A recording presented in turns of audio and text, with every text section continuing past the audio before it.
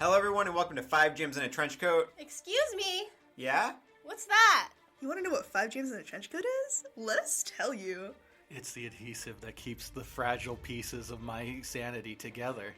Well, okay, Jesse, what it actually is a narrative-driven TTRPG actual play where 5 friends take turns weaving stories through the tabletop game of their choice. Of their choice? Each season?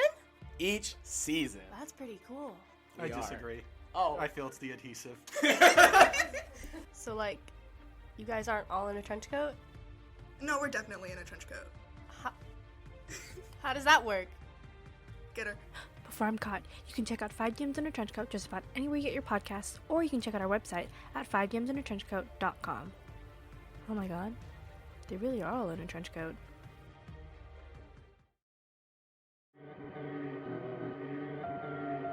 Previously on Dread and Breakfast. The year is 1924. Welcome to Spillman, and the best speakeasy in town. Hi, I'm Officer Brennan O'Malley. O'Malley? O'Malley. Oh, I forgot. He also has a little name tag that says Fritz. Well, you must be Colin Spillman. And she extends a hand to him and says, Catherine Margaret Coyle, nice to meet you in person. I need you to go into my father's study and steal his journals. I need whatever he has that told him where to dig. Without that, no payment. No problem. My mother hasn't allowed anyone to go into my father's study. I'm told that she'll be at the festival tonight. I've heard she has the rot. She's sick. Jacqueline, I see you found my prayer journal. If you see these, and he holds up the moths, they change to more of a blood red. That means there's bad air. That's how you get the rot. Fritz. Oh, hi. Fritz, where's my money? Look. We're not going to have another last month's batch situation?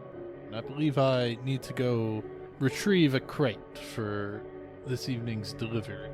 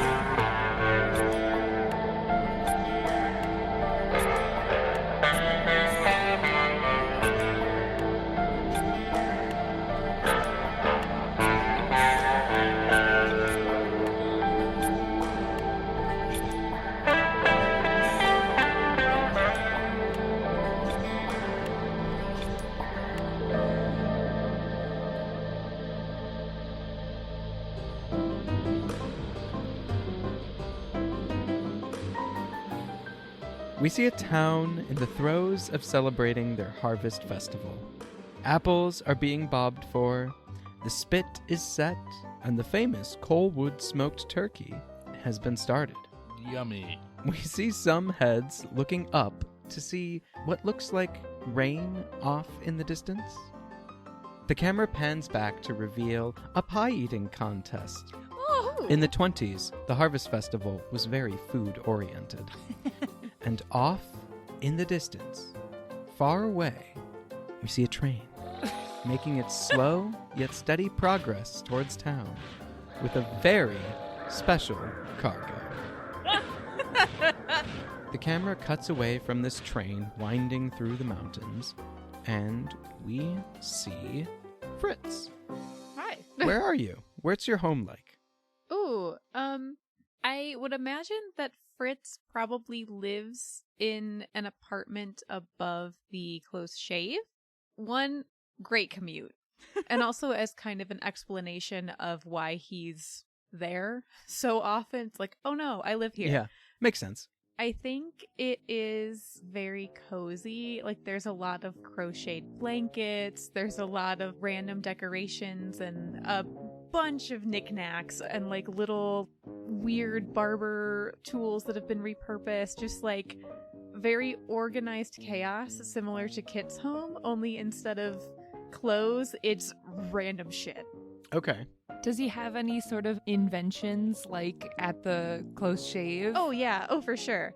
There are several inventions that are maybe half started and half put together, but he does have like an automatic shoe untier that he just steps like if he goes in, there's a little mat. He made the ends of his shoelaces magnetic, so 2 little magnets just ping, like pull them apart, and they just get launched across the room because he hasn't calibrated it right. So he can just like slide out of his shoes. I think there's an automatic tea kettle starter similar to the bar, like a string system that when the door is opened would run across the ceiling and like pull a match down that would light like a stove to start a pot of tea. Ooh. And also in the kitchen he has a bunch of herbs set out, some of which are hung up on strings to dry, and some that are still in little glasses of water that he uses to make cocktail syrups or for a little garnish at the bar. Aww. So Fritz, you have your cup of tea started, you're prepping for the evening. What are you doing to get ready for the heist tonight? I think packing my kit with my little lock picks and like maybe throwing in a couple smaller inventions that we might need into like a little satchel. I think Fritz would also write a little letter. Fritz is courting one of the women who live in the boarding house. And is very cute. They don't really don't worry about it. Is it Priscilla? It might be Priscilla. I who's to say? Who's to say? We're keeping it very quiet. You're to obviously. say. Go ahead. Is it casual, or are you trying to have it lead to marriage? To the town at large, it seems very casual, but Fritz, in preparation, I think, for the heist, would go over his like books and try to calculate, like, okay, if I give Lloyd this much money and if I can get Mr. Grufton to buy me out, will I have enough for an engagement ring? So just kind of like very wistful, very much like, okay, if everything goes right, like things will change. The purest intentions for a criminal. This is a very 3 days before retirement kind of statement. But very like wistfully, he would like write a little note to Priscilla. I think with the intention of, if I end up getting caught, a like last farewell. Yeah. Not a confession, but phrased in a way to make it sound like she doesn't know what he does as a real job, even though she defo does. Like, I think she's the one who comes up with the ideas for like, well, have you tried a lavender syrup in your bee's knees and stuff like that. Oh, cool. So. Okay. Awesome. You're getting ready. It's about time. You look down at your cuckoo clock watch. Oh, is it on my wrist? Can I have a wristwatch? Cuckoo clock? I mean, why not? A tiny little crow. Yeah. No, it would never be a crow. We hate crows. They hate crows in this town. It would be a turkey. Well, no, Jacob, it's interesting that you say that because one of the little faces is a crow because it tracks the crow train estimated arrival. So that one's the crow. The other one's like a partridge or some shit. Perfect. And you have this watch synchronized to the atomic clock on the crow train. Of course, yes. Naturally. Of course, the technology that was available. Jacob, in the 1920s, of course they had crow train atomic technology. Just don't drop any of the crows because then they might explode. I know. Those barrels are now sinister. They used to be so innocent. Guys, are we going to have to explain how there wasn't a huge crater in the middle of town in Christine's story? Well, that's why the scarecrows are so important. We have to scare them away and they implode elsewhere. Oh my gosh. Where do you think Lake Kestrel came from? The Oh, river the just used to scarecrows. flow from the mountain, down the mountain, and then the crow train exploded one year, creating the reservoir. That's the real reason Eloise is mad, is like, how fucking dare you bring in crows to my town? This is not the natural floodplain, you fuckers. How dare you genetically engineer crows to be bombs? All right. Well, you heard it here first, folks. Crows is bombs now. The lore deepens. So anyway, I sync my So cuckoo anyway. clock. So you take your cuckoo clock, Fritz, and you look at it and you think to yourself, Officer O'Malley should be arriving at the house around now. Okay. I believe the close shave is basically like across town from the Spillman house. Mm-hmm. So I think I would like get my shit, retie my magnetic shoelaces, and head on out. Okay. And I have changed. I'm not in a barber outfit anymore. Fit I'm just check. In, like, Yeah, what's the fit? I think like dark clothing, not like all black because that's too on brand and sketchy, Mm-hmm. but like darker, like maybe like a navy like shirt, like maybe a little blazer or like a little wool coat. A pinstripe. Oh yes, absolutely pinstriped. And a bow tie still. Fritz is a bow tie guy. Excellent. Okay, I like that. All right, Fritz. So you start your way out towards the Spillman residence, and we're going to cut away to Kit. Catherine Margaret Coyle, at your service. Hi, Kit. What are you doing to prepare for tonight? I'm making sure all of my assets are in place. What's the shade of lipstick? How dark a rouge? Yeah, what's the fit? Oh, a classic cherry red. I've Ooh. applied it with special care for tonight. I'm Hoping to give a big smooch to the butler. I'm ready to reel him in. I figure Okay. Bueller's probably a bit of an old-fashioned type, so I can't be as loosey-goosey as I can with some of my other marks. So Okay. You realize that it's about time to be getting on. You also would be heading out towards the Spillman residence. naturally. Do you meet up with Fritz on the way, or... Well, I feel like it's important that he arrives just a little bit after I do, because ideally the officer is starting off the deception. He's our first level in, right? Mm-hmm. Once Beulah's off his rhythm, then I swoop in Yep. and flatter him and pepper him with some praises and nice little so-and-sos and sweet nothings. In the meantime, that's when Fritz is able to slip in the back undetected. So, I think if we see each other in the street, we don't acknowledge each other for sure. Because why would I ever go around with a type like him? A barber, please. Wow. I'm protecting you, Fritz. Don't get all bent out of shape. This question is for both Fritz and Kit. You guys have to cross the center of town to get to the Spillman residence. Are you going through the Harvest Festival, or are you skirting around the edges? Oh, I'm definitely going through. The more people who can see me at the Harvest Festival, the better my alibi is. Ditto. Lovely. Fritz will make a point of even getting a colon roasted turkey leg Ooh. that he does not eat. He does not like it. He thinks it's gross. Okay. But he will grab one because there's a lot of people there. Very exciting. I'm making a lot of promises to go on the Ferris wheel and Aw. play some games of jacks with folks. But first I promised someone else that I'd go get a soda with them and stop by the guessing game booth. And so I'm just telling a lot of people that I'm going to be with everyone else. Kind of the classic, I'll be right there, but I got to hang out with this person. And I'll be with that person, but I got to hang out with this person. I got to see this person. So nobody can really pin me down specifically. But everybody saw me and they know that I'm at the festival. Okay.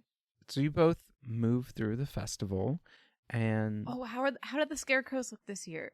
Oh, yes, we definitely do stop by. So there is the one, I think, Fritz, this is the one that you and Mr. Grufton made. Oh, did we have one for the shop? Of course. It has a lot of curly hair on it. It's got a lot of curly hair. It uses shaving cream as a white beard. It has, of course, like the barber, the white and red striped shirt, and like that flat straw hat on. Oh, awesome. Is it singing? If it could. Fritz, I think you might have put a music box inside of it so that it does play tunes. It's connected to the scarecrow's hand as like the wind-up mechanism. So if you shake his hand, the music will start If you playing. shake his hand, he plays music. Perfect. Amazing. We're very hopeful we'll win this That's year. very good. Crows hate music, is everyone. That's everyone knows. Why doesn't everyone go around and describe a scarecrow at the festival? There's the scarecrow from the garden club. And Aw. it looks like a normal scarecrow, but he's got all kinds of flowers coming out of every orifice. Oh dear. Blimey. I feel like there's one from the church. It's from like the prayer circle. It's actually a very sweet thing. They're holding a list of people who asked to be prayed for, and like the scarecrow's just kind of holding that. It's dressed in like a very like plain outfit, and I don't know if they're hoping to win scaring the crows. They just wanted to like add something nice to the place. Well, of course they want to win scaring the crows.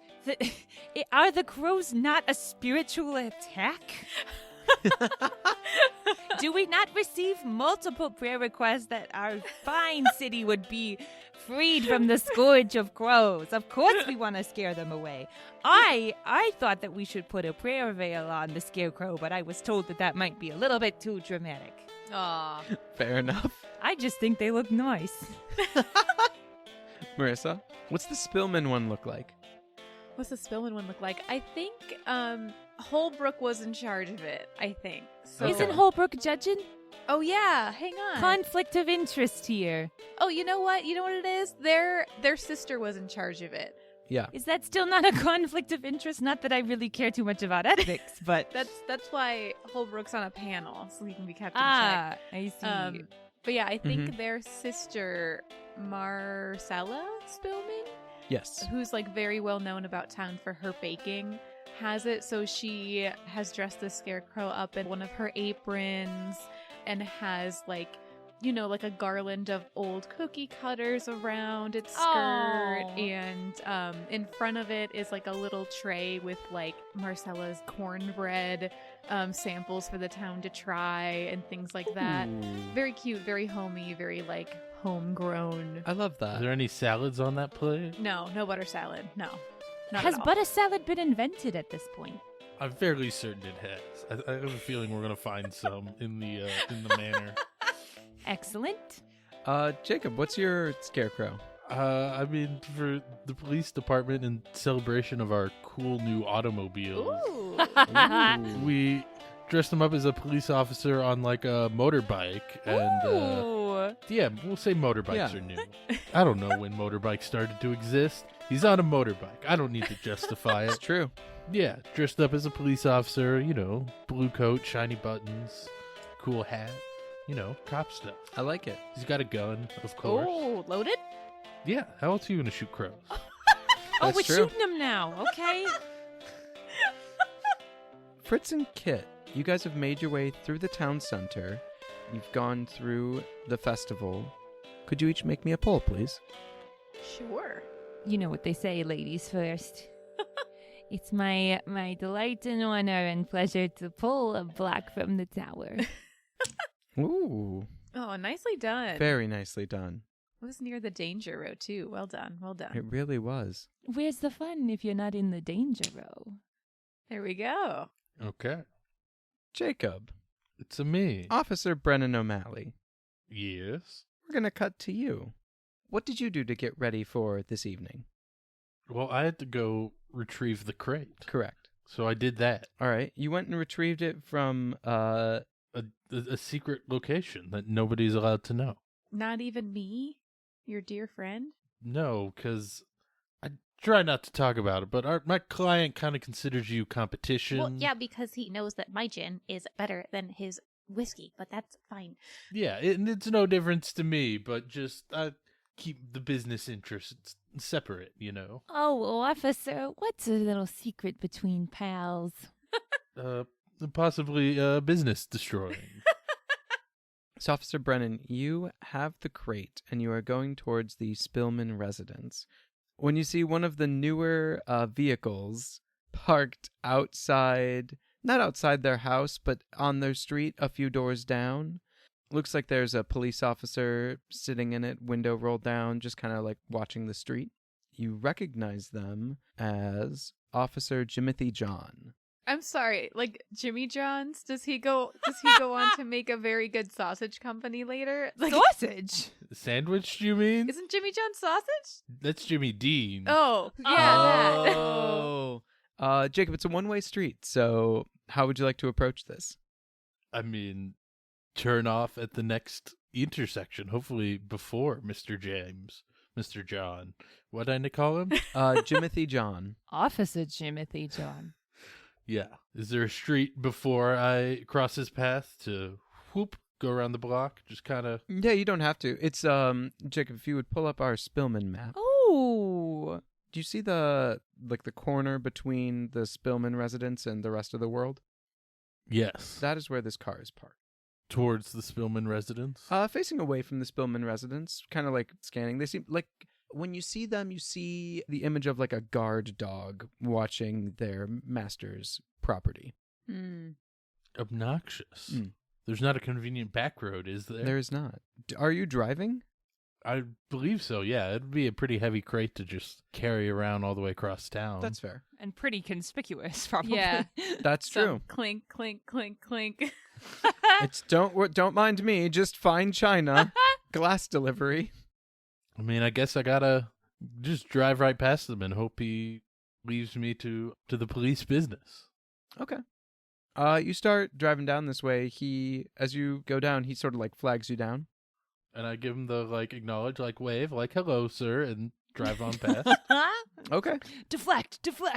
Make a pull from the tower for me, friend. Ooh. This I can do. All right, Jacob. Ooh. I've never believed in anyone more. Ooh. Hey. Well done, Jacob. Successful. Congratulations, me. You drive past this gentleman. He kind of flags you down.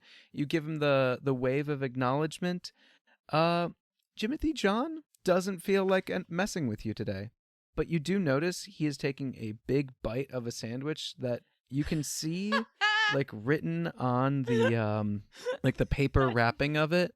You don't see the beginning, but you see the Lee on the bottom of it, and you're pretty sure that's your lunch. Yeah, I recognize the sandwich, and this is why I'm avoiding this notorious sandwich man.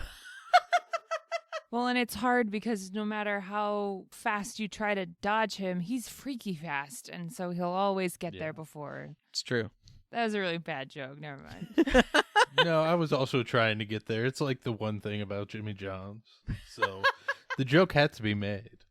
Jacob, you park outside the Spillman residence. Around back. I imagine the crate is in the trunk so that there was no possible way anyone could see anything driving through town.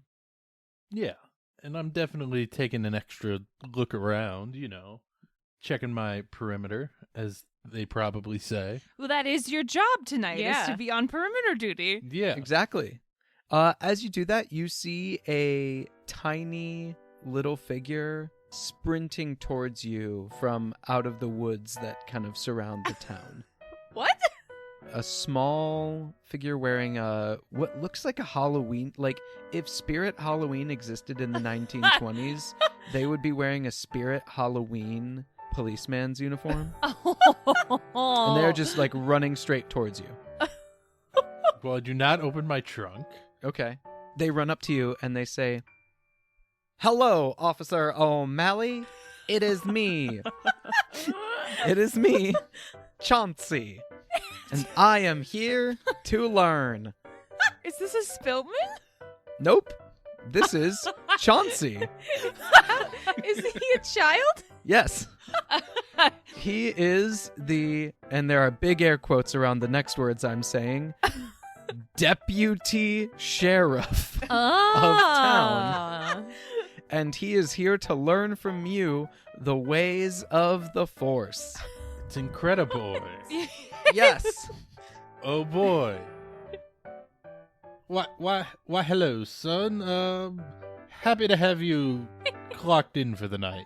I was just hearing they need some additional assistance down at the Harvest Festival right around the scarecrow competition. It seems there's quite the crowd that needs policing. Mayor Holbrook told me to find you especially, sir. Oh no. I'm to learn from you, the best of the best. Yes, the best at delegation, you see. He trusts me to delegate certain tasks to the correct people, and I hereby delegate and deputize you to the festival. But sir, there are already so many people on the festival watch. Did you like how I was following you, tailing you, as you were doing the perimeter? Ooh. No. I saw you come out of the mine. Uh-oh. Uh-oh. Jacob, you gotta kill him. You gotta kill him. Marissa and Throw him down a mine shaft. Yeah, honestly. If you're lucky, he'll explode when he hits the bottom. No evidence. Oh, but of course, excellent observation skills. It's quite a shame you didn't get to observe anything of interest. Just standard patrolling, checking the mine for, smugglers' holds and whatnot. And of course, as you know, I found nothing. Anyway. Yes, I saw you put nothing into your trunk earlier, sir. Wink.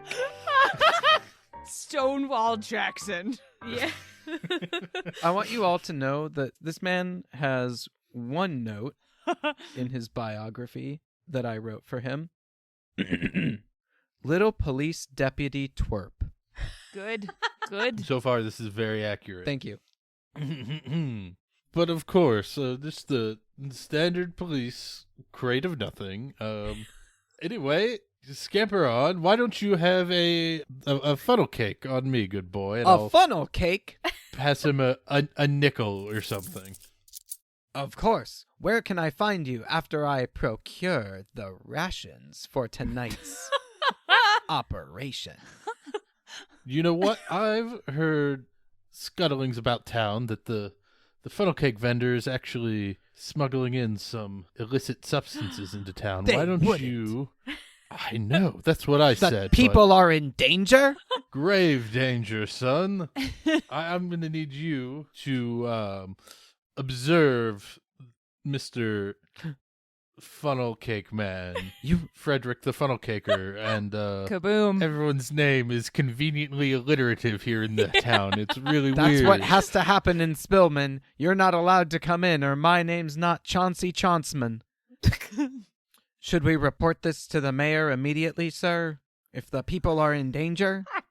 Well, you see, according to Section 8, subsection 3, line 5, the crime needs to be observed by what it describes as an actual police officer. So we're going to need you to practice your keen observation skills on Frederick tonight, and let me know if you see anything illicit going on, and I will come find you when the time is right. That's good. I understand completely, Officer Brennan O'Malley. May I purchase a funnel cake from Frederick Fredrickson? Frederick Funnel Cake? What the fuck was his name? Frederick Funnel Cakeman? But of course, how else will you check the contents of his stall and whatnot? Perfect. And you know what?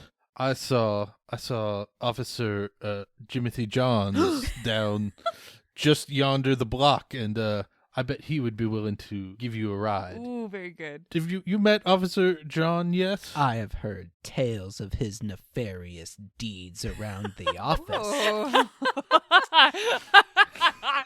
I know that he pilfers food. I've been watching him trying to get evidence of this.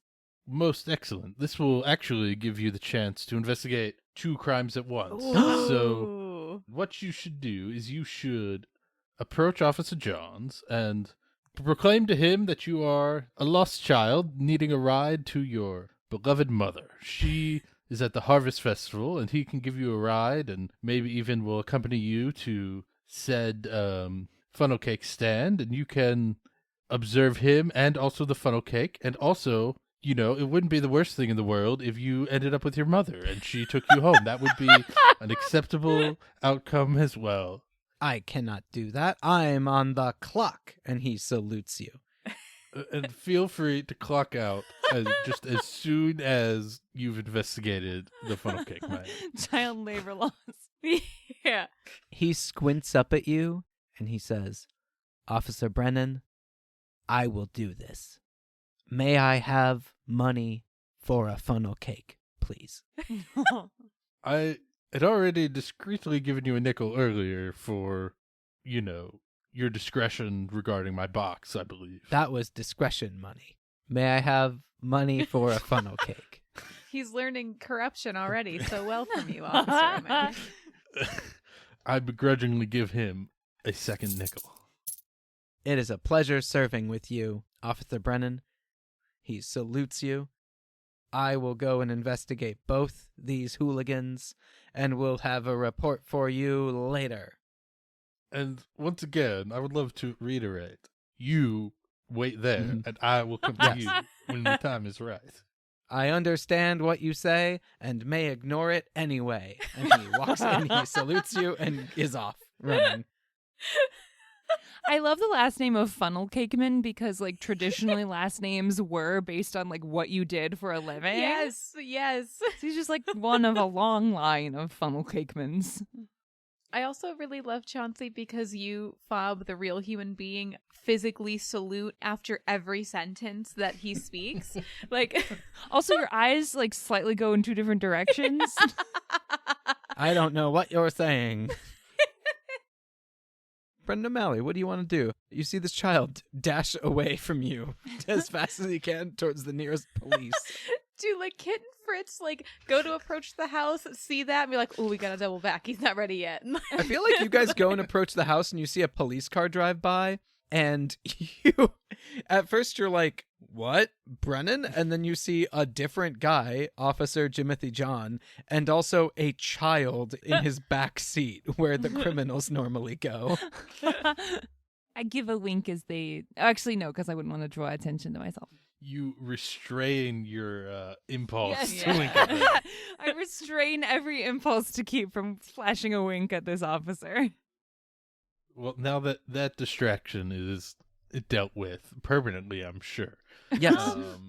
I don't love that he saw us come out of the mines, but that's... Holbrook's gonna love that. I paid him off. He's got 5 whole cents to be quiet. And another 5 for a nice snack. It's true. Hey, inflation is real. 5 cents was worth more than it is now. I'm not questioning by it. a large amount, I'm sure. Yeah, he could probably... That's a down payment on a house, right? Yeah. I'm more concerned about what that says about Holbrook recruiting children to spy on us and what else he's got going on, but that's fine. So, Officer Brennan, you look around. There are no more small children. Any medium children? No, there are no medium children. Large children? Not in your immediate viewing space. Small adults. As far as you can see, you are alone out here. You're at the back of this, like, big, huge Victorian-esque house. It's got probably too many gables.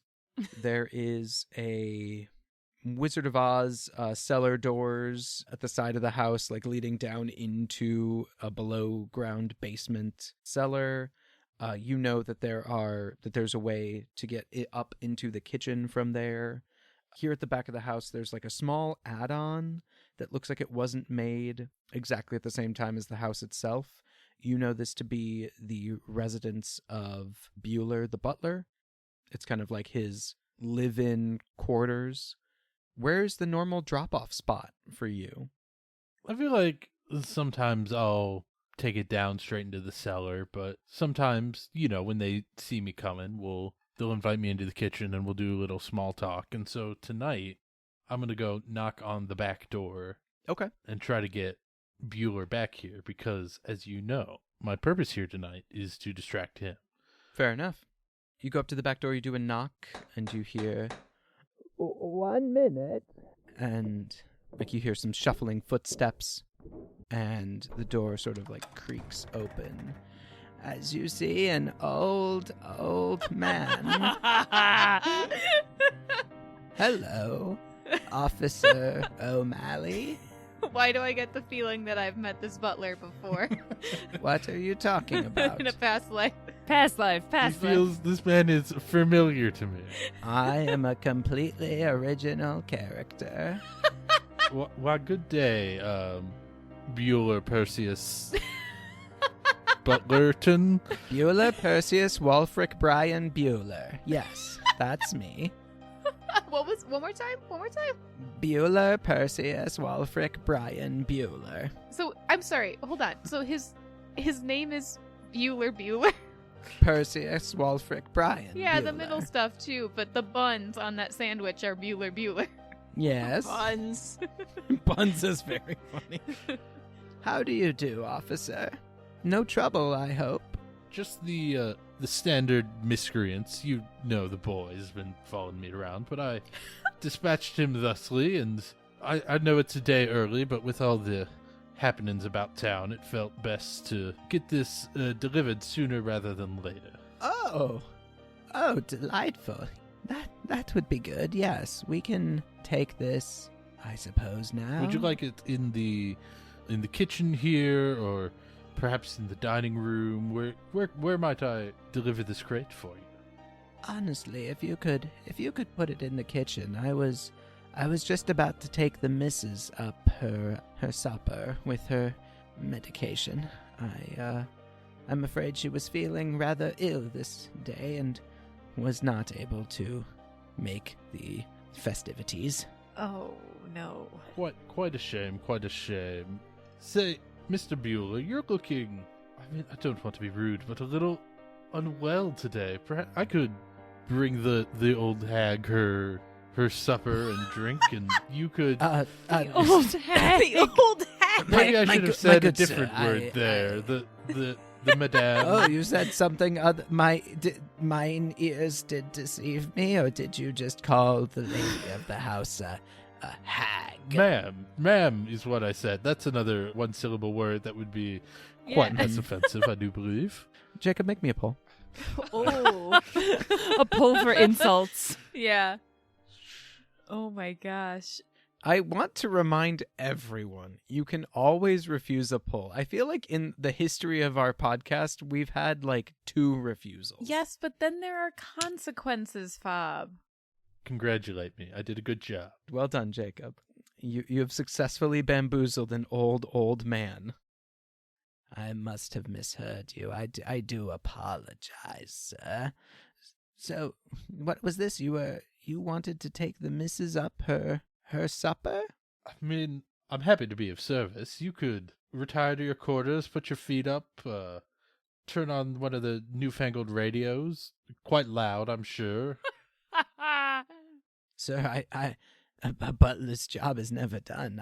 I must. There's silver for me to polish and china, which needs spick and spanning, dusting. I'm sure the master has many, and you guys are like kind of. You're off the doorstep now.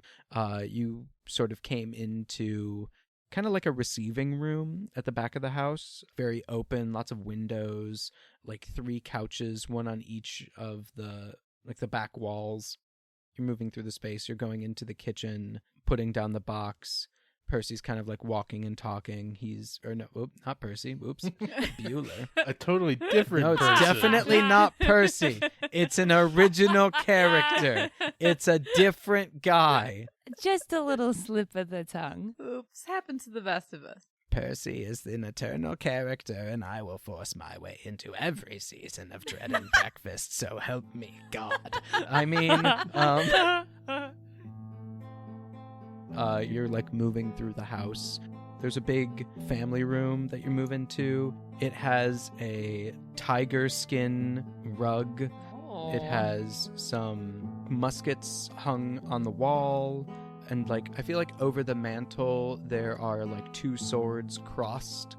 Like cavalry cutlasses that like a bygone spillman used in a bygone age to do probably crime. To let bygones be bygones. We're hoping that bygones are bygones. This room has like dark green walls. The furniture is all very like plush, and you can tell that just like if you sat on it, you would like sink in. Ooh. Most of the wall, like it's green, but you can't see very much wall because there's just things on it. If this is the family room, this is the place where people who live here kind of like put on display what is important to them and what they want people that they're entertaining to see and like be not necessarily impressed by, but it's like, this is, how you're like, you put your best foot forward with company. This is a house doing that, and the house is showing you pictures of the family, pictures of the mine, like really, really old photos, like tin types or daguerreotypes, maybe an amber type. So you're seeing all of these, and they are of a family. You see a man featured very prominently in all of the photos. I know we've described Spillman. Does he have like a big mustache? I think every important man in this town has a big mustache. Okay.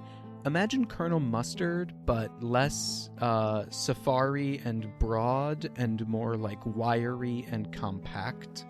Still with the big mustache.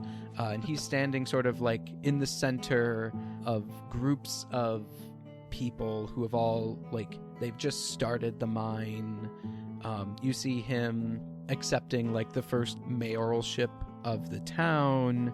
You see him holding his, like, famous Coalwood walking stick. You know, of course, that this is George Spillman. May he rest in peace. May he rest in peace. You also see photos of his family. You see him with his wife, Constance. You see them with a baby, and then another baby, and there's like an older girl in the shot, and then another baby, and the girl is even older, and there's like a very young boy. And then George kind of seems to disappear from like the family photos. You see a lot more pictures of him working, pictures of like the industry that he's building, the mine. You see pictures of the head house, of them digging new air shafts throughout town. All these like dedications to him and to his accomplishments. You see in a couple of photos, not necessarily ripped out, but because of like the hodgepodge nature of this space, you see in some instances like a photo will overlap, and in that overlap you see, like, if you were to move it as only a voyeuristic phantasm could, you would see a woman in the photos, or even at like the back of the mine crew photo, you see like a woman behind everyone, kind of just watching things happen. Does she have is she wearing a perhaps gray dress and have long black hair and goes by the name Eloise Blackburn, perhaps? Impossible to tell in a black and white photo, but perhaps. I mean, it definitely looks like a gray dress. Definitely does look like a gray dress. Who knows if it was gray on the day? Maybe it was bright pink. We don't know. Gray on the Day. Great band name. Ooh. Yeah. That is very good. They make indie rock. They do. It's probably pretty good. Yeah. And sad. Yeah. I said it would be good. Well, all this is pretty uninteresting to Officer O'Malley. Besides having been here before, true, yeah. He's pretty focused on crime. That's fair. Committing and or stopping. Who knows? Depends, Whichever really. is more convenient. So, Officer Brennan, Bueller moves with you into sort of the dining room, which he's used as like kind of the staging area for Constance's dinner. He has a silver tray on the table. It's laden with soup, but for some reason it's cold, and it has ice water and what looks like even ice cream on it. Oh, very bougie. He says, "You can set the crate down really wherever you want." I set it down immediately wherever I'm standing. Just Excellent. Could you get me one of the bottles, please? I was running low on our stock. And I crack open the bottles. I make a faint face like, "Oh no, I didn't know that was in there." You know, just a little pretend for everybody. I pull out a bottle and do I take a swig before I hand it over? Yeah. Nice and fresh. It is not as good as the drink that you had earlier at the speakeasy, might I add. They do a rush job. There's no art.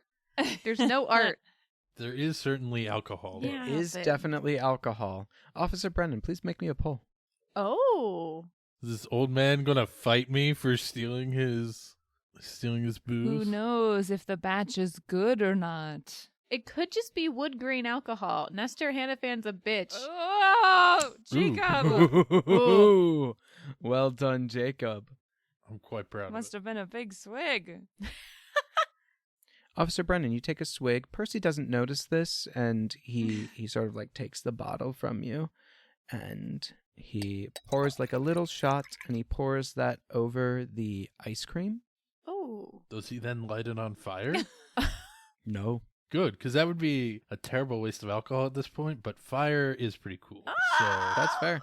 Yeah, it's real cool. And Bueller says to you, if you wouldn't mind taking this up to the missus, I would appreciate it. I can begin my other duties for the day. But of course, and those duties would be what and taking place in which chamber? I will tidy up the kitchen and polish the silver, and perhaps do a dusting of the living room. It seems quite unbecoming at the moment. You noticed absolutely not a speck of dust in there on your way through. I nod and I guess look around and I do know where the stairs are, but such to distract the man, I'm gonna be. The stairs are this way, and I'm going to point the wrong way and just start walking. No, sir, they are. And he totters after you and tries to collect you. No, that towards the front of the house, young sir. Oh, but of course, how silly of me, and I'll head in that direction and up the stairs. At this point, we hear a knock on the back door, I believe. Unless, well, I guess I should say, Kit, how are you approaching the house? Oh, I would definitely come to the front door. Okay. I'm here on official business. Excellent. From the church, so I have to represent us well. Okay. So at this point, Officer Brennan, we see you carrying a tray upstairs. The doorbell rings, and Bueller opens the door. You see a doddering old man dressed in a crisp butler black tie uniform. Well, if it isn't Bueller Perseus Wilfric Brian Bueller.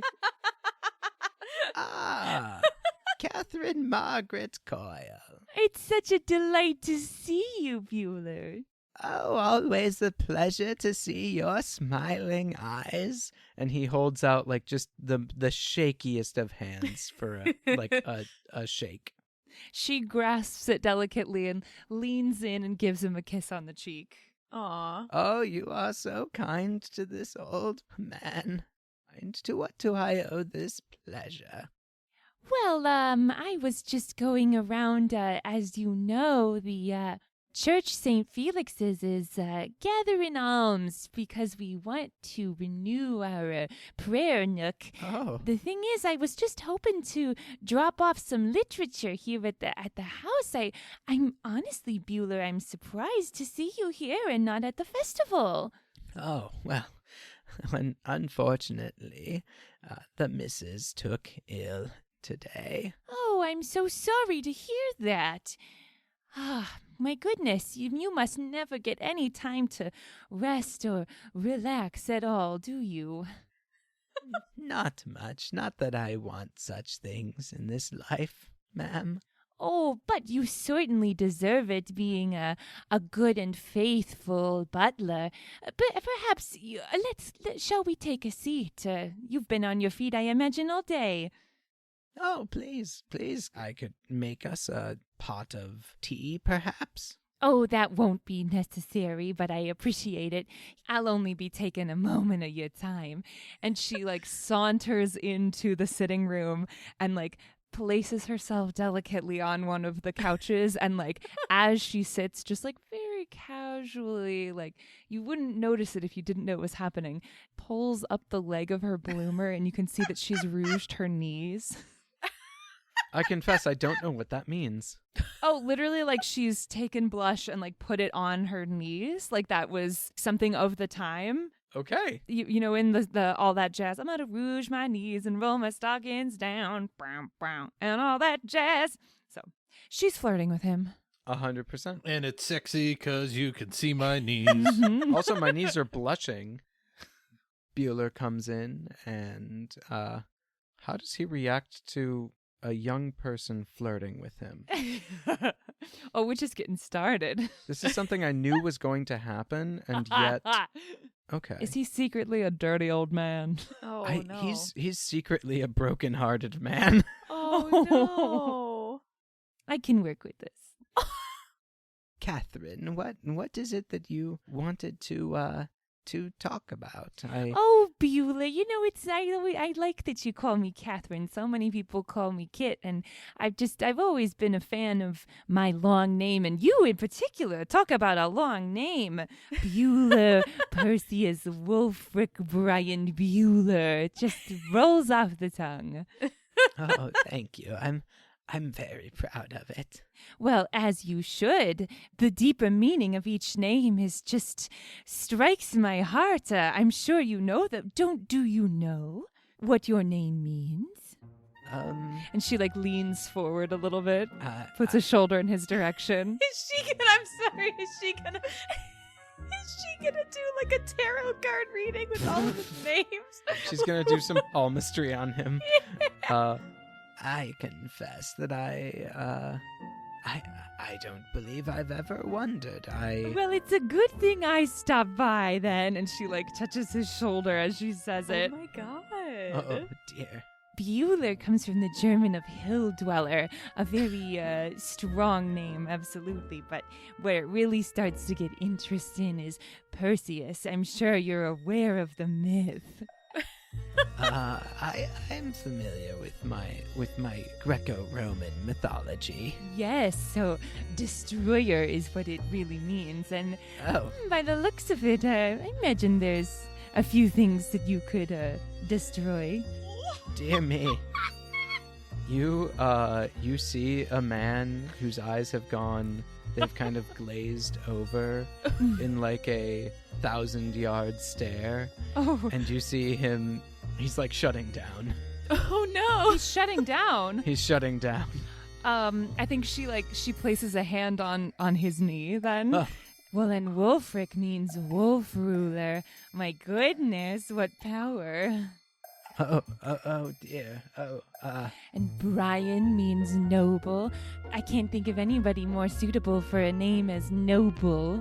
Don't you think? Well, I'm not sure.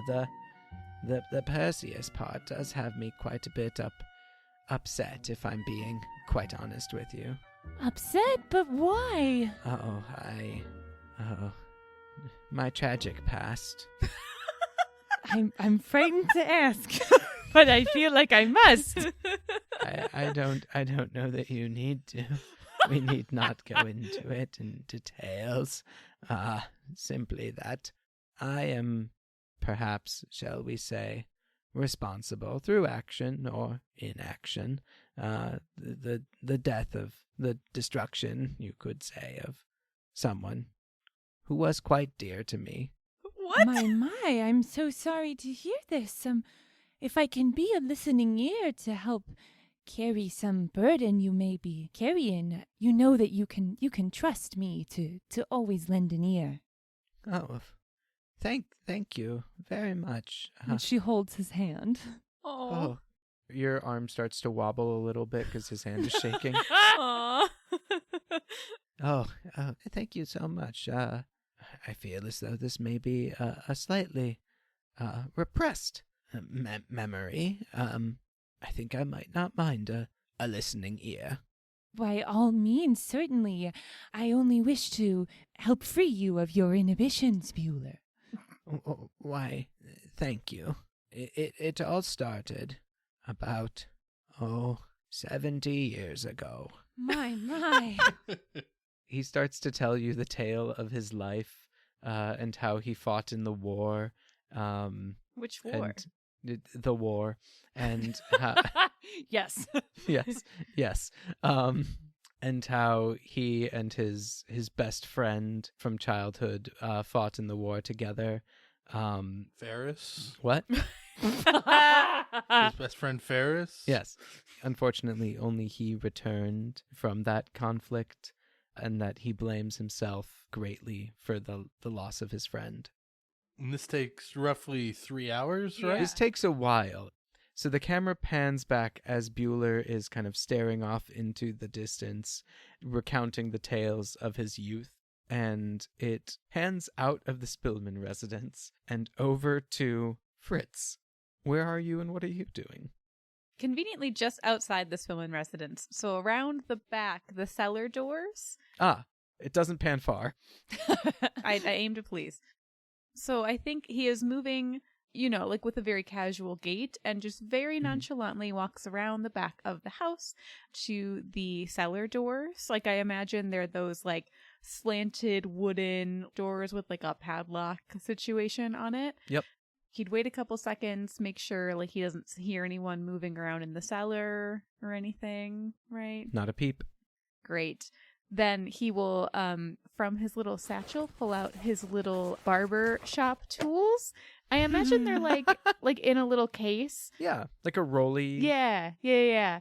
So he takes out one of the like straight razors that is dulled and holds it by the dulled blade and unscrews the bottom of it to reveal this like complex, spindly, a bunch of little metal things like pointing out, and there's like a spring and like a hooked edge. Like it looks like kind of really terrifying dental equipment all shoved in the base of this. Oh no. And so he takes all of this, shoves it into the lock, and will twist the head of the straight razor, and you can hear like the little metal parts working and pinging and like the locks and the lock tumbling because he has created a automatic lock picker, of course. Wow. And so he like will give it a couple twists and there's a very satisfying pop and the lock opens.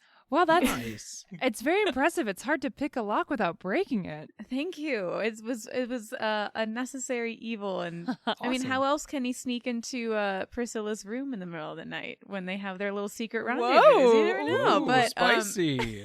Wait, so she locks the door, and then you pick the lock and go in? No. That's how he. This is how this relationship works? Jacob, that's how he won her heart. He's so dexterous. No. You see, it's a boarding house, and so the mistress comes around and locks the doors at night just to make sure that we're all safe in our house. So she locks everybody into their rooms? Yes. I didn't say it was a great arrangement. No, all of this is done with full consent, but Oh, baby, you can pick my lock anytime. all right. No, Fritz, then you say, no, baby, you can pick mine. I'm not the flirt. I'm a That's tiny barber man. Amazing. Barber man, picking locks and not saying flirtatious things. Pick us a lock, you're a tiny barber man. Hold me closer, tiny barber man. Tiny Barber Man is a ska band, for sure. Yes, it is, Jacob. But yeah, I creep on into the cellar. Okay. The cellar is like a dirt-walled room. And Fritz, you find yourself again beneath ground in this moment. Do me a favor and make a pull. Oh, in the cellar. In the cellar. Interesting. Pourquoi? Just because it's spooky? That's odd. It's not like super far below ground or anything. It's not super far below. Oh, Marissa, Okay. careful. Oh, We're fine. We're fine. Well done, Fritz. You feel yourself, again, being beneath ground for the second time today. It feels like the walls in this place are like pressing in on you. You feel confined for like a brief moment, and then you shake your head and the feeling is gone. I don't love that.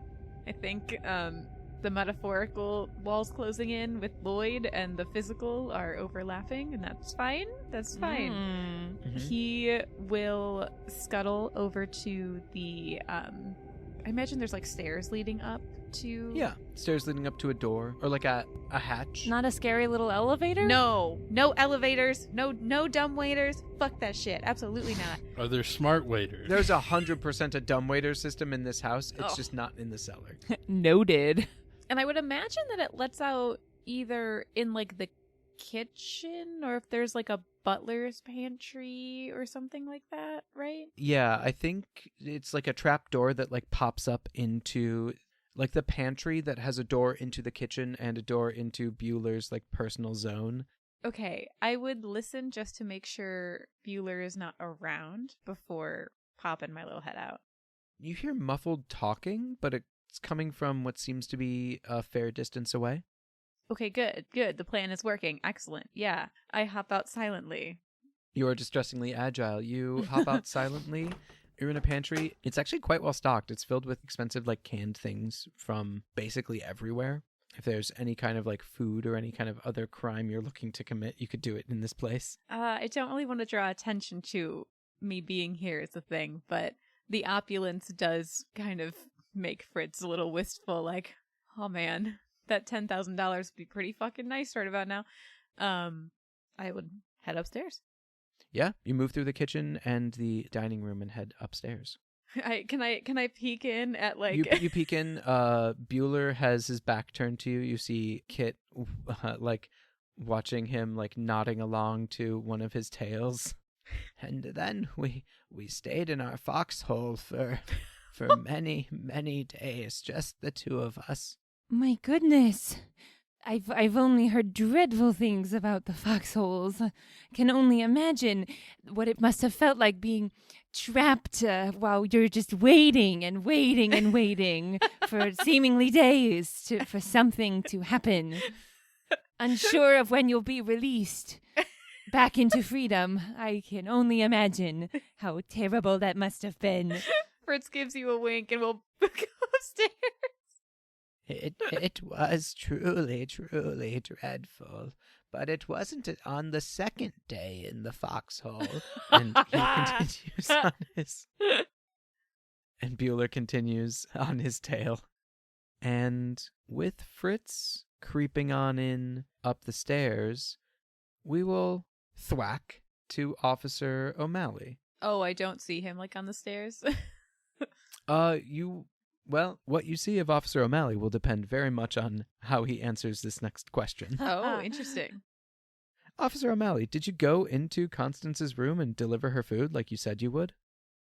Well, first, Bueller, being the dutiful and correct butler he is, I'm sure gave this tray a full place setting of, there's a plate on top of a plate for some reason, and a full...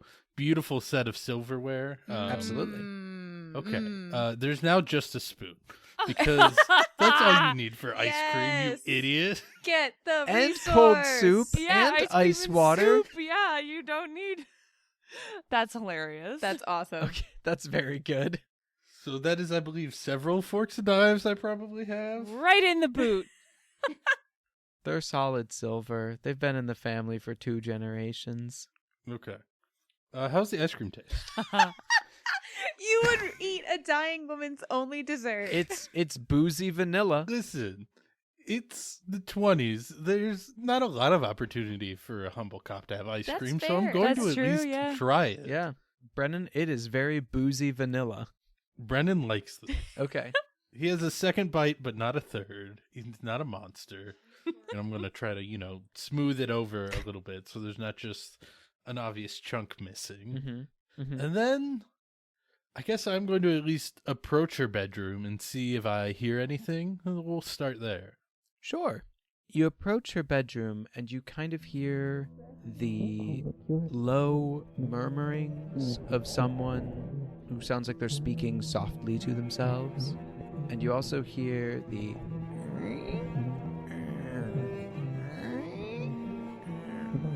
of a rocking chair going back and forth, groaning slowly.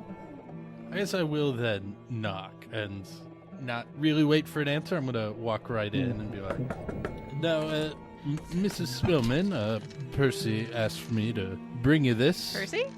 Ha! It's contagious! My mind. It's like the rot. I got one. I feel less bad now. The Percy rot. Now, Mrs. Spillman, Bueller has asked me to bring you your supper, and he said you probably would like to listen to the stories on the radio. So I'm just going to turn that on for you, and I'm going to click the radio she certainly has in her bedroom on, and turn it up and up and up for some nice cover noise. Very good. Very good. Officer Brennan, when you walk in, you go into a dark room. The drapes have been drawn. Very little light is coming in. The walls are a mustard yellow and seem to be almost like peeling. You see a withered old woman, long, stringy white hair, kind of like falling, some like slightly in front of her face, and some behind her. As you kind of like turn on the radio, you hear her sort of like muttering softly under her breath. She's wearing a white nightgown, and you see that her arms and hands that she's clasping very gently in front of her as she rocks back and forth, they're covered in bandages. They're like completely covered in gauze, and you see kind of like leaking through the gauze spots of red, like patches, blotches, all up and down her arms. And she's just sort of rocking back and forth and muttering to herself. You can't really make out what she's saying. Nor do I try that hard to. I will Totally fair. set the tray down on a table adjacent to the old woman. Sure. Turn the radio up a little bit more. And, Make a pull. Oh no. Oh no. The rot is genuinely very scary to me. this is a contributing factor to my immediate leaving. It's not, we don't, is it contagious once you have it, or do you only get it from bad air in the mine? As far as anyone knows, you only get it from bad air in the mine. Ooh. Jacob, as you set the tray down on the little stand next to her rocking chair, you go to turn away, and she moves with almost, you blink and she's completely moved. No. Oh. She tries to go for your arm to grab it, and you, with your policeman-like reflexes trained from years at the academy, like jerk away, and she doesn't grab you, and she kind of like slumps forward and then sort of sits back up, and you see her hair has parted so you can see her face, and you see it looks like all the moisture has been pulled out of her skin. Oh. It is like paper thin, and her face looks like a skull that has been like paper mached over in flesh. And the flesh is broken in bits, and there are cracks and like crevices in the skin that are all, if not actively bleeding, they have scabs over them. Oh. She looks up at you, and her eyes, which still look like the eyes of the person downstairs, she looks at you and she says, "George?" Oh. No, I am in fact Officer Brendan O'Malley of the law, just here to lend a helping hand. Have a good night, ma'am. And I would again like to leave.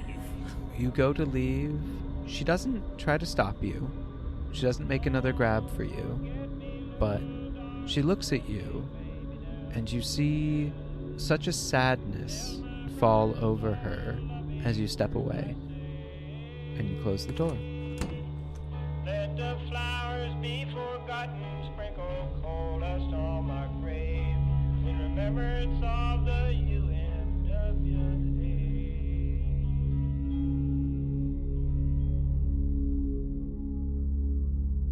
And thwack. Kit. Present and accounted for. Being regaled with war stories by none other than Bueller. I was just going to ask, how are you doing in this moment? How are you feeling? Enjoying every moment of it. Oh, you sound like you are. You know me. Always honest. Bueller is going through. He's finally gotten out of the foxhole. That took a solid, we'll say, 15 minutes. Jesus. Felt like 3 hours. I can't say I'm familiar with the feeling.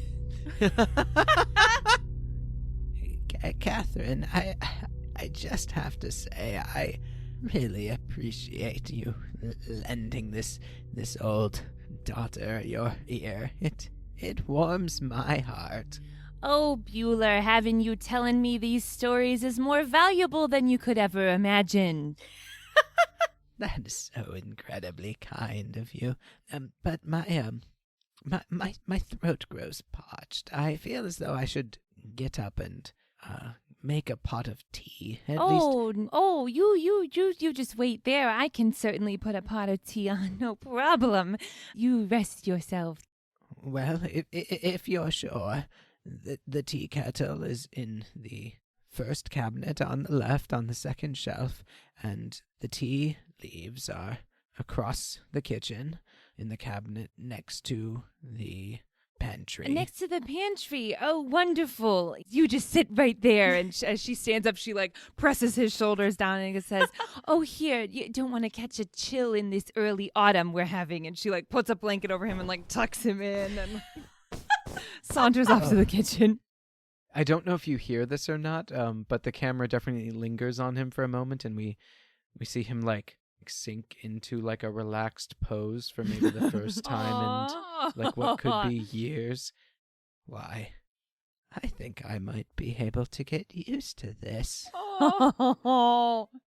So Kit busts into the kitchen and she's like, ugh, and like stretches out her like body a little bit and is like, all right, now we gotta figure out how to make some tea in this joint. And she like was only kind of half listening because she was very focused on making sure that he just didn't get up. And so she kind of like is remembering, okay, let's see. Well, the tea's near the pantry. And so she like opens a cabinet and wouldn't you know it, she opens the right one. And then she turns around, she's like, now for the kettle. I don't know why they wouldn't just store it on the stove for easy access, but whatever. Easy access isn't always everybody's game. And I have a feeling you're going to make me. Yep. Okay. Oh, yeah. Yep. Yeah. It's less making a poll to like for a giant snake to jump out, maybe? No, it's less that, and it's more like you don't want to in any way give Bueller the idea that you could need help. Yes.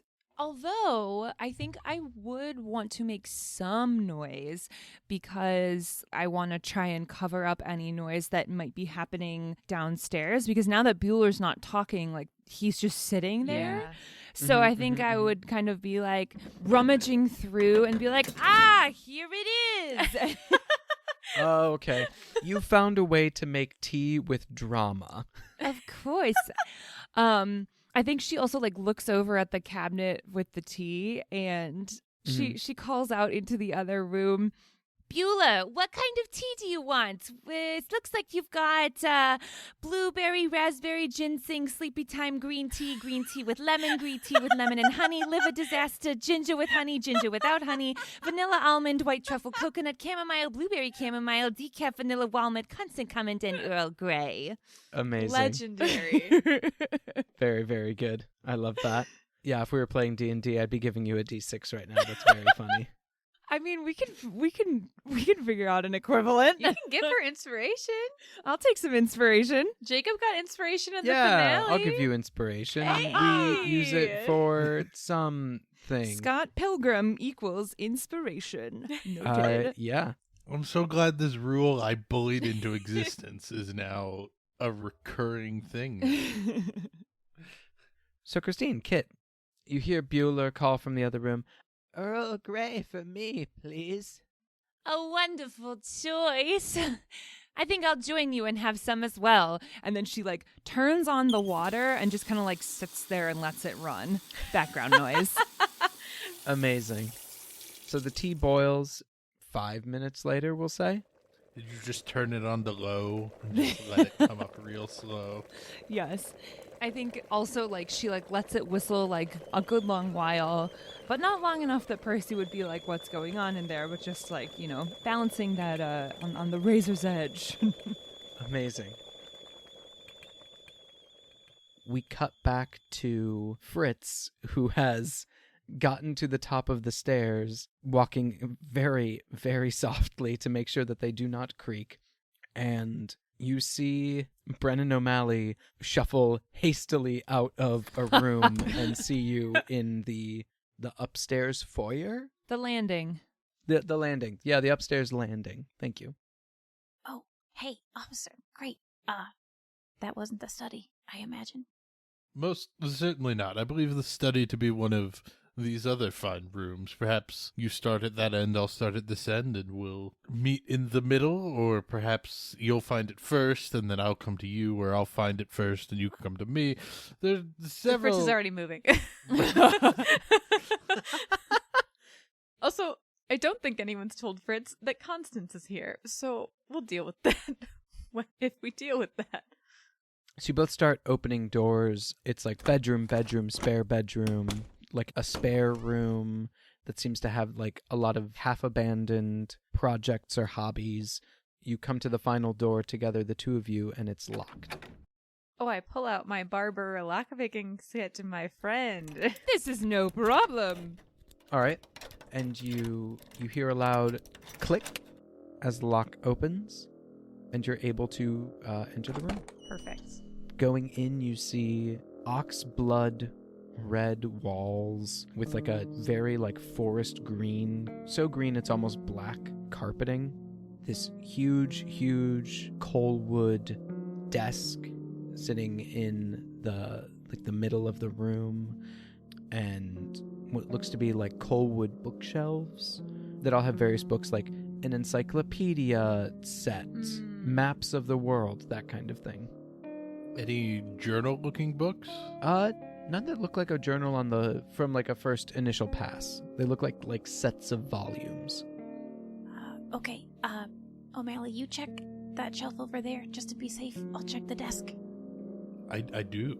Officer O'Malley, looking at the shelf, you see it seems like old ledgers from the mine, but nothing that looks like a personal journal or log, just like old paperwork that he has like kept here in his office in like spare space. Fritz, at the desk, you don't see a journal or anything like lying on top of it, but you do see like an older map of the town. Oh, interesting. That seems to have like mine shafts and things drawn on it, and like tunnels drawn on it over what would be like a quote normal blueprint of the town.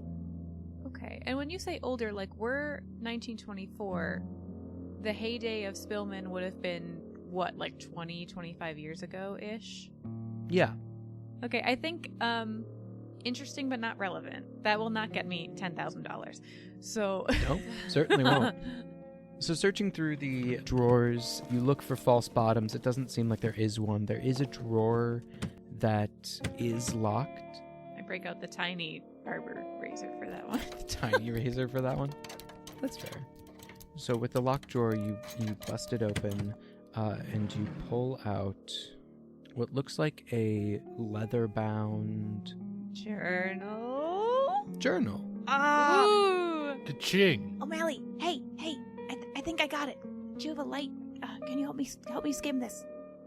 But of course I do have a light as a police officer, yeah, so I shine my light at it. It's beaten up, it's weathered. Flipping through it, you can see it's like the personal journal of one George Spillman. It starts with talking about him and his wife striking it out here, trying to make a name for themselves. You're skimming through this because, you don't have time to sit and read it all. It's like, okay, don't care. Where's the mine? Daily record. Birth of your children, don't care. Mine. don't care. You see a name coming up as you're like flicking through. The name Eloise is cropping up from time to time. And we, for clarification, like we would know her as the witch at this point? Like, has that solidified, or is she still more like... I think the Spillmans have jobbed pretty hard to go full on the witch train so that their family legacy is preserved as the good guys. I guess my question, is that we are recent enough to that event that we would know that Eloise is the witch. Yes. Okay. I think Fritz would kind of like shudder a little bit. In that moment, you get kind of like a brackish, sort of like watery smell that kind of like wafts over the room. Oh, no! You don't hear any words, but both of you feel seen in this moment. Cool. Fritz would kind of like pause mid-flip, look up, make eye contact with O'Malley. O'Malley's gonna like grunt. Okay. Kind of look around, shifty-eyed, and then keep flipping through the book. You keep flipping through. You find parts of him talking about the rot, parts of him talking about what it's done to some of the people, him worrying that this might have all been for nothing, still mentioning Eloise, the witch, from time to time. And then there's like a break in the journal where it doesn't seem like he's written for a while. And then you see this kind of like crumpled piece of old parchment paper sort of falls out of the book. Ooh, I touch it, I touch it, I touch it, I touch it. You touch it, you can open it up. It seems like it's a handwritten note. In George's handwriting? Or? No, in like kind of like a really thin, flowing script. Ooh, I would like to read it, please. Of course. It says... George. Yes! Happy birthday! Please don't think ill of me for delivering this gift a few days late, but it took Wendell a considerable amount of time to set it, as the stone is quite fragile. Constance was sweet enough to help me guess your ring size, but Wendell says he's happy to make any adjustments should you need them. This small magic is something my great-aunt discovered. Oh, you would have loved her, the dear. Simply raise the ring to your eye and peer through the stone. Oh my gosh! The ore that you seek will reveal itself to you even through layers of rock and earth. But you must promise me, George, that no matter what you see, you must not dig at the center of town. I dare not explain why, but you must continue to trust me. The ring, I suspect, will bring you and your family continued prosperity here. Consider this a show of good faith, and consider this me upholding my end of our bargain. And, lest you forget our arrangement, I will need a volunteer for this year. I plan to conduct the ritual on the eve of the 21st of August, at the usual spot. But don't worry. As you yourself can attest, they won't remember a thing. All the best, dear friend. May you have even happier birthdays to come. With love and in trust, Eloise.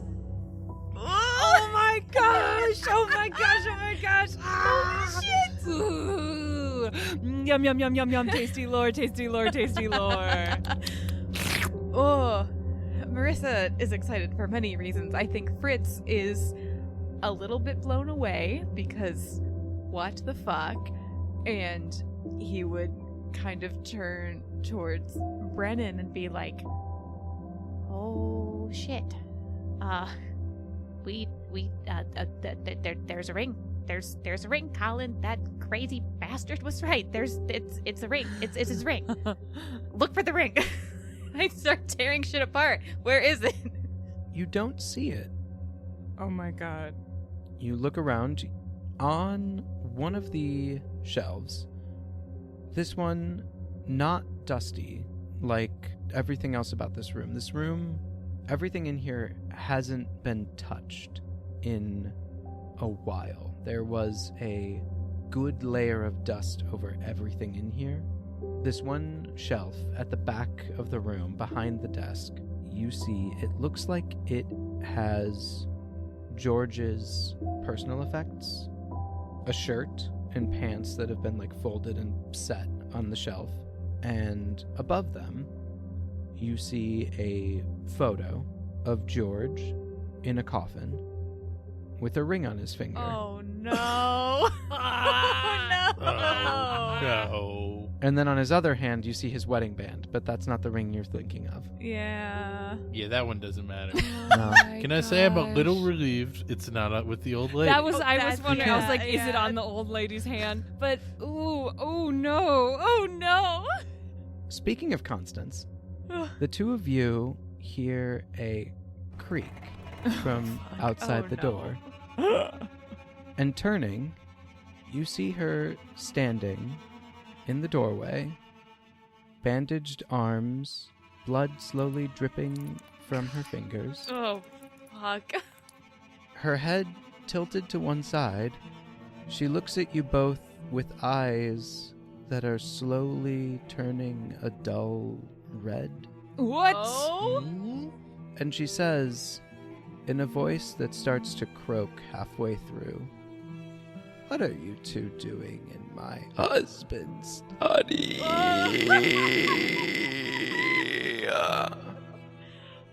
Is this not the water closet? Oh my god! Ah!